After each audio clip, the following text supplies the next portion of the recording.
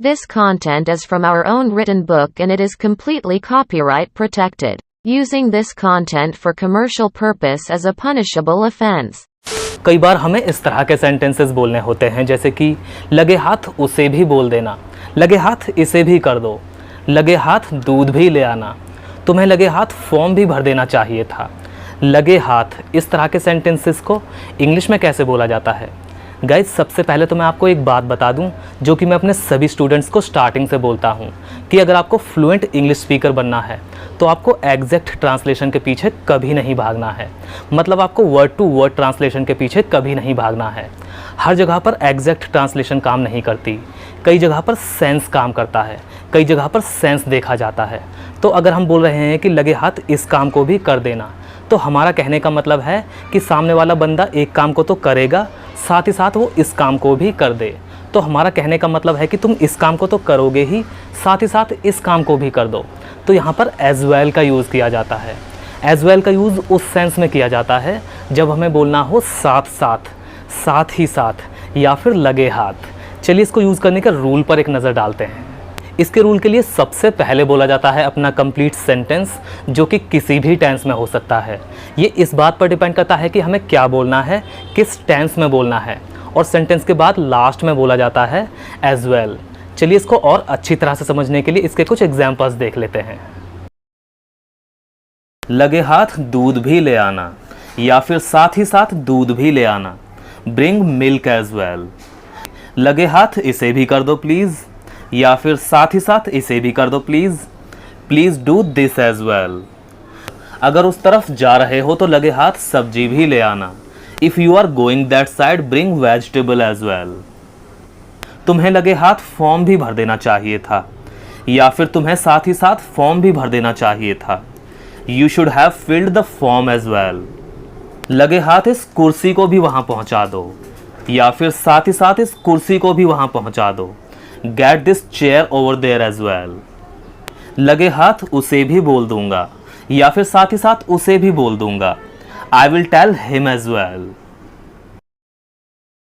इस गलतफहमी में मत रहना। किस गलतफहमी में जी रहे हो? मैं इस गलतफहमी में जी रहा था कि तुम मुझे कॉल करोगे।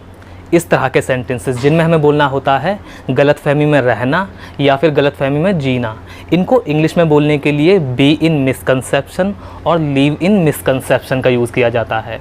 बी इन मिसकंसेप्शन का मतलब होता है गलतफहमी में रहना, और लीव इन मिसकंसेप्शन का मतलब होता है गलतफहमी में जीना। चलिए इनको यूज़ करने का रूल देख लेते हैं।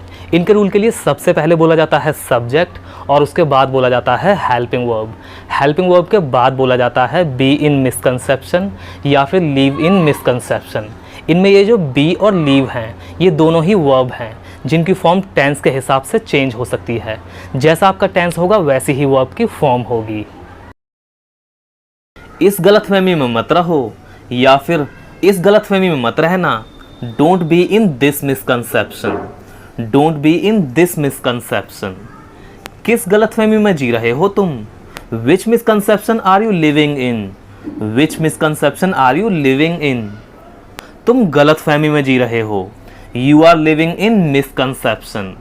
You are living in misconception. मैं इस गलतफहमी में जी रहा था कि तुम मुझे कॉल करोगे। I was living in this misconception that you would call me.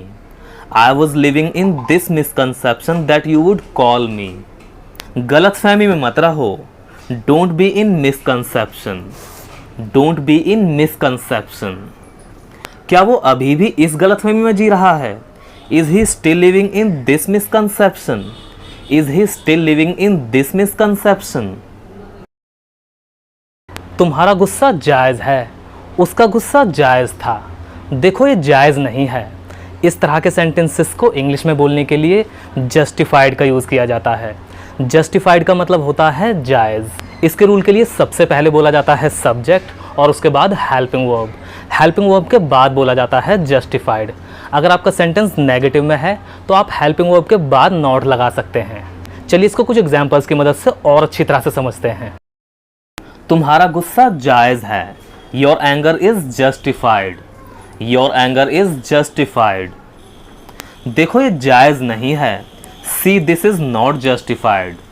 See this is not justified. उसका गुस्सा जायज़ था। His anger was justified. His anger was justified. मुझे नहीं लगता ये जायज़ है। I don't think this is justified. I don't think this is justified. जो जायज़ है वो बोलो। Speak which is justified. Speak which is justified. मुझे पता है जायज़ है, फिर भी तुम्हें कम से कम एक बार सोचना चाहिए था। I know this is justified. Even then you should have thought at least once. I know this is justified.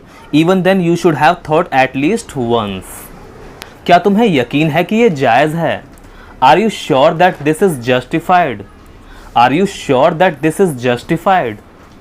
उसके साथ ऐसा व्यवहार करना बिल्कुल जायज़ है। Doing this behavior with him is absolutely justified. Doing this behavior with him is absolutely justified. हमारे एक व्यूअर ने हमसे पूछा था कि मुझसे बुरा कोई नहीं होगा, इसको इंग्लिश में कैसे बोला जाता है। सो गाइज, कई बार हम गुस्से में बोल देते हैं मुझसे बुरा कोई नहीं होगा। इसको इंग्लिश में बोला जाता है no one will be worse than me. No one will be worse than me. So guys, one sentence to all of you. मैं गलत फहमी में नहीं जी रहा हूँ। आपको ये सेंटेंस इंग्लिश में ट्रांसलेट करना है और कमेंट में लिखना है। देखते हैं कितने लोग सही ट्रांसलेट करते हैं। Best of luck. So guys, आज की इस वीडियो में बस इतना ही। आई होप कि आपको वीडियो पसंद आया होगा और आपको इन सभी स्ट्रक्चर्स का यूज़ भी अच्छे से समझ में आया होगा। अगर आपको हल्का सा भी कोई डाउट हो तो कमेंट करके ज़रूर पूछें। तो मिलते हैं अगली वीडियो में एक नए लेसन के साथ। Till then take care.